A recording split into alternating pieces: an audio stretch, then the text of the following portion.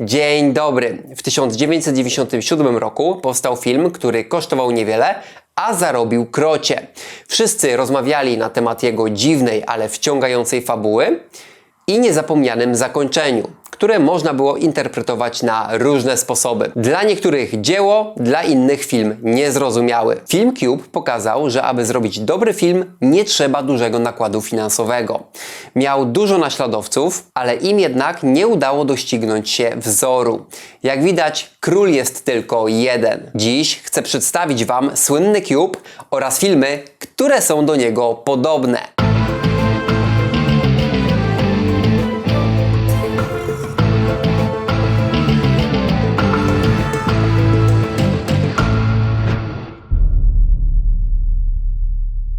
Cube w 1997 roku wywołał niemałą dyskusję. O czym był ten film, co było na końcu oraz który z bohaterów powinien przeżyć. Akcja działa się w jednym miejscu, w pomieszczeniach wielkiej konstrukcji przypominającej sześcian. Fabuła była bardzo prosta. Kilku ludzi budzi się w sześcianie i nikt nie wie, jak się tutaj znalazł. Nikt nie wie, jak i dlaczego działa tytułowy Cube. Jedynym celem bohaterów jest wydostać się z pomieszczenia, które nie przypomina niczego, z czym zetknął się człowiek. Muszą unikać zabójczych pułapek w niektórych pokojach sześcianu. Nikt nie wie, gdzie jest wyjście, ale wspólnie muszą do niego dotrzeć. To, co jest siłą tego filmu, to jego prostota. W zamkniętym, surrealistycznym pomieszczeniu grupa nieznajomych sobie ludzi musi podjąć działanie. Nie mamy ani dużej ilości rekwizytów, ani dużej ilości miejsc akcji, ani dużej ilości bohaterów. Mimo tego akcja wciąga. Reżyser skupił się na psychologii postaci. Pokazał, jak każdy z bohaterów reaguje na zaistniałą sytuację. W tak dziwnym pomieszczeniu natura bohaterów staje się jeszcze bardziej klarowna. Widz dostrzega nie tylko ich cechy charakteru, ale także ich klasyfikację społeczną. To różni ludzie, którzy są odpowiedzialni za swoje miejsce w społeczeństwie, ale również nie mający na to wpływu, kim są, jak upośledzony bohater. Reżyser odsłonił przed widzami nawet bardzo intymne drobiazgi z życia bohaterów. Bohaterowie wydają się mieć swoje konkretne ja, swoje konkretne życie. Ale to są tylko pozory. Fabuła z biegiem czasu odsłania życie każdej postaci i jak się okazuje, każda w jakiś sposób jest samotna. Worf nie widzi sensu życia. Męczy go bycie trybikiem w wielkiej machinie korporacyjnej. Holloway to kobieta na pozór wiedząca, czego chce, a jednak będąca więźniem swoich teorii spiskowych. Leven to młoda dziewczyna, która życie ma przed sobą, ale brakuje jej przyjaciół, brakuje jej integracji z rówieśnikami, przez co czuje się niedopasowana do otoczenia. Ren to człowiek, który większość życia spędził uciekając z więzień. Można powiedzieć, że to człowiek, który całe życie uciekał. Quentin to policjant, o którym widz początkowo może mieć dobre zdanie. Wie dokładnie, czego chce, jest charyzmatyczny i ma wolę walki. Jednak z czasem zostaje obnażony przez innych bohaterów. Okazuje się, że prawdopodobnie ma skłonności pedofilskie, które sprawiają, że musi się z tym kryć. Kazan to człowiek upośledzony. Widać na przykładzie bohaterów, że w społeczeństwie jest akceptowany, ale i odrzucany. Sprawia wrażenie odrealnionego i nie mającego ludzi bliskich. Bohaterowie kreują siebie nawet przed samymi sobą. Ale Cube sprawia, że przestają się oszukiwać. Bohaterowie to klucz do zrozumienia filmu. Reżyser pokazał, jak działa człowiek w pewnych warunkach. W tym wypadku surrealistycznych warunkach. I może właśnie te warunki powodują, że odsłania się prawdziwa natura człowieka. I to jest piękne w tym filmie. Sześcian nie jest czymś, z czym ktokolwiek w życiu się zetknął. Bohaterowie, aby wydostać się z tej pułapki, muszą najpierw odrzucić wszystko, co wiedzą o świecie. Muszą wyzwolić się z tego, co dało im społeczeństwo czy system. Myślcie tylko o tym, co macie przed nosem. To się nazywa wyzwanie. Brońcie się przed samymi sobą. Początkowo Cube może wydawać się karą dla ludzi tam uwięzionych. A co, jeśli przyjąć, że jest on dla nich szansą na uwolnienie się? Z czego? Tak, z sześcianu, ale także z ram, jakie narzuca wszystkim system. Zastanawiam się, dlaczego wtrącili tu niewinnych ludzi. Czy to jakaś kara? Sześcian jest miejscem, którego nikt nie widział, nikt nie zna i właśnie dlatego można analizować przebywających w nim bohaterów po swojemu. Nie ma punktów odniesienia. Bohater w sześcianie staje się czysty i czytelny. Ludzie od początku swojego życia uczeni są do konkretnych zawodów, czyli do konkretnych miejsc w systemie. Muszą być w machinie, która cały czas działa. Dlatego, kiedy coś nam nie pasuje i chcemy to rozwiązać, szukamy rozwiązania w odniesieniu do systemu. Staramy się znaleźć jakiś klucz.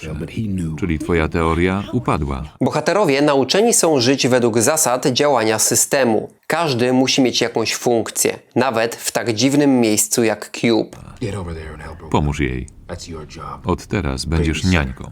Ludzie od początku swojego życia otrzymują numery, które pomagają im żyć w systemie. Cube jest pełen liczb, które są kluczem do odnalezienia wyjścia. Cube może więc być metaforą małego systemu społecznego i bohaterowie chcą się z niego wydostać. Z sześcianu. System budowany jest przy pomocy ludzi. Budują go nawet o tym nie wiedząc. Jest im dobrze, bo zarabiają i czują się potrzebni. Nie zadają niepotrzebnych pytań. Zlecili mi narysowanie planów pustego sześcianu. Nawet nie wyszedłem z biura. Szczegóły omawiałem z nimi przez telefon. Nikt nie wiedział, co to ma być. Nikogo to nie obchodziło. I być może ludzkość jest już tak daleko na tej drodze budowania, że nie jest w stanie zawrócić i dowiedzieć się, po co zaczęła budować i przede wszystkim, co zaczęła budować. Nie mamy bladego pojęcia. Wiemy więcej od innych. Może ktoś kiedyś coś wiedział, ale go zwolnili albo sam odszedł. Jeśli ten budynek powstał w jakimś celu, to już nikt nie pamięta w jakim. To dzieło przypadku, zapomniana inwestycja. A może Cube nie jest systemem? Jest wolny od systemu. Jest miejscem, do którego system nie dociera. I może bohaterowie, pragnąc wolności, właśnie w sześcianie powinni zostać. Co tam jest?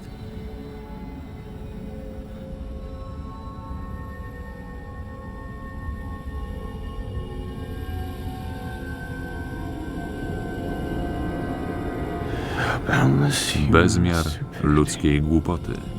I tu przechodzimy do kolejnej siły filmu, jakim jest puenta, której widzowie nie mogli się doczekać. Bohaterowie uczą się działania sześcianu, muszą go zrozumieć, aby wydostać się z niego. Tu znowu jest duże pole do interpretacji. Dla jednych Cube będzie metaforą życia, które trzeba poznać, trzeba przeżyć, zanim się odejdzie. Dla innych będzie to poszukiwanie odpowiedzi na to, skąd wziął się człowiek, który umieszczony w świecie powoli uczy się jego, ale nie wie, skąd i dokąd tak naprawdę zmierza. Zakończenie pozostaje tajemnicą, ale tak chciał reżyser. Nie jest ważne rozwiązanie, ale samo dążenie do niego. Walkę z sześcianem wygrał upośledzony Kazan. Można powiedzieć, że nie miał on swojego miejsca w społecznej drabinie i przez swój odmienny umysł był wolny od nałożeń systemowych. Jemu dane było zgłębić tajemnicę sześcianu. Ale o niej nie mówi nam ostatecznie reżyser.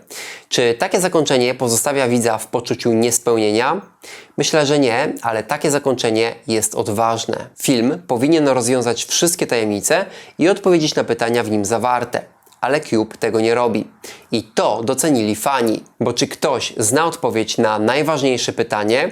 Skąd pochodzi i dokąd zmierza ludzkość? Film stał się hitem i dziś jest kultowy, choć trochę zapomniany. Jednak nie ma chyba nikogo, kto o Cube nie słyszał. I dajcie znać, jak to jest u Was. Powstały kolejne części filmu, czyli Cube 2 i Cube 0, jednak nie osiągnęły one takiego sukcesu jak pierwowzór. Cube miał też wielu naśladowców. Moim zdaniem żaden z nich nawet nie zbliżył się do poziomu Cube. Omówię teraz filmy, które czerpały z pomysłu pierwowzoru. Wybrałem te najbardziej podobne do kultowego filmu pod względem fabuły. Platforma z 2019 roku. Ten film uważam za jeden z godnych następców Cube. Przede wszystkim nie chce on powielać utartego schematu, a przekazywać treści we własny sposób. Tytułowa platforma złożona jest z setek pięter. Kiedy zjeżdża stół z jedzeniem, ludzie znajdujący się najwyżej jedzą więcej i przez to ludzie znajdujący się najniżej nie mogą się najeść, a nawet nic nie dostają. Chyba już czujecie, że platforma również może być symbolem pewnego społecznego systemu. W przeciwieństwie do Cube, tutaj trochę odsłonięto tajemnicy i pokazano, co jest poza tytułową platformą, w której umieszczeni są ludzie. Widz dostaje jakieś szczątkowe informacje na temat platformy, ale też nie jest ich aż tak wiele, żeby ułożyć sobie w głowie odpowiedź na pytanie, dlaczego platforma powstała. I dobrze, bo dzięki temu film pozostawia pole do różnych interpretacji, jak Cube. Na uwagę zasługują efekty, które świetnie wsparły opowiadaną historię. Cube nie miał takich efektów z uwagi na budżet, ale także na czas swojego powstania. Wówczas komputerowe efekty nie były jeszcze tak dopracowane jak ponad 2 dekady później. Dodatkowo podobał mi się dobór obsady. W tych filmach jest to ważne, bo zwykle nie korzysta się tutaj ze znanych aktorów. W Cube nie każdy mi pasował, a tutaj właściwie wszyscy byli dopasowani do swoich ról. Jak podobał Wam się Cube, to obejrzyjcie platformę. Circle z 2015 roku. Ten tytuł w Polsce nie był przetłumaczony. Film jest ciekawy, ale chyba tylko tyle. Tym razem grupa ludzi umieszczona jest w jednym pomieszczeniu i dodatkowo nikt nie może się ruszyć, bo grozi to śmiercią. Bohaterowie mogą się ze sobą komunikować i muszą działać bardzo szybko, bo co kilka minut ginie jeden z nich. Film jest odważny, bo trudno zrobić pełen metraż, którego miejscem akcji jest jedno pomieszczenie. Nie mamy tu takich efektów jak w Cube czy w Platformie, przez co film wydaje się bardzo niskobudżetowy. Bohaterowie ze sobą rozmawiają. Tutaj reżyser skupić się musiał na grze aktorów. I szkoda, że w tego typu filmach mamy raczej mało znanych aktorów. Nie wszyscy udźwignęli swoje role. A nie są to łatwe role, bo aktorzy właściwie tylko stoją i mają małe pole do popisu. Tak jak w Cube, mamy tutaj pokazaną psychologię postaci. Każdy z bohaterów działa na swój sposób. Dokonuje własnych wyborów. Jednak nie mamy tu obrazu społeczeństwa, a jedynie różne charaktery. Cube dał widzom coś więcej niż różne postaci. Circle dał nam tylko różne postaci. Mimo tego film wciąga, a widz chce otrzymać wyjaśnienie. Czy je otrzymuje? Podobnie jak we wszystkich filmach tego typu, nie chodzi o otrzymanie wyjaśnienia, a zakończenie filmu tak, by pozostawić szerokie pole do interpretacji. Tak też jest w tym filmie, chociaż tu przyznam, że zakończenie podobało mi się najmniej. Wniosło ono kolejną tajemnicę i chyba tego było już za dużo. Ultimatum z 2005 roku to film, w którym w końcu mamy znanego aktora, co nie zdarza się w tego typu filmach. Są to filmy, do którego udziału znane gwiazdy raczej się nie pchają. Dennis Hopper zagrał w tym filmie, ale muszę od razu powiedzieć, że jego rola nie była wciągająca. Osobiście miałem innych faworytów, a sam film jest naprawdę dobry, pomimo że wyłamuje się trochę ze schematu, bo podczas czołówki widzimy, jak na mieście łapane są przypadkowe osoby. Potem już akcja rozgrywa się w zamkniętym domu, z którego bohaterowie chcą się wydostać. Jak zwykle nie wiadomo, kto i dlaczego ich tutaj zamknął. W tym filmie wydostanie się z pomieszczenia wiąże się nie tylko z zachowaniem życia, ale także z otrzymaniem $5 milionów. Tracimy więc tutaj magiczną aurę i pole do interpretacji bohaterów. Postaci nie są już tutaj częścią metafory systemu. Film pokazuje po prostu, do czego człowiek jest zdolny dla takich pieniędzy. Mimo tego bardzo podobał mi się ten film. Miejscami realizacyjnie nie jest udany, ale całościowo ogląda się go dobrze. No i ma jeden wielki plus, którego nie ma nawet Cube. Zakończenie jest w pełni satysfakcjonujące. W innych tego typu filmach zakończenie pozostawiało widza z poczuciem nierozwiązania zagadki, co oczywiście miało pobudzić jego wyobraźnię do własnych interpretacji. Równoległa rzeczywistość z 2013 roku jest tutaj moim zdecydowanym faworytem. Ten film sprawił, że długo o nim myślałem. Początek nie wciąga, a nawet nuży i może to być mylące. Później siedzimy w fotelu i czekamy na wyjaśnienia. Garstka przyjaciół spotyka się w domu na kolacji. Ruchoma kamera i nieciekawe oświetlenie planu sprawiają, że film wydaje się być tanią, niezależną produkcją. Jednak następuje moment, gdy przestaje nas to interesować, bo fabuła nas bezpowrotnie wciąga. Dwójka mężczyzn na chwilę opuszcza dom i wracają z pewną skrzynką. W niej znajdują się zdjęcia wszystkich przyjaciół. Co ważne, nie jest to horror.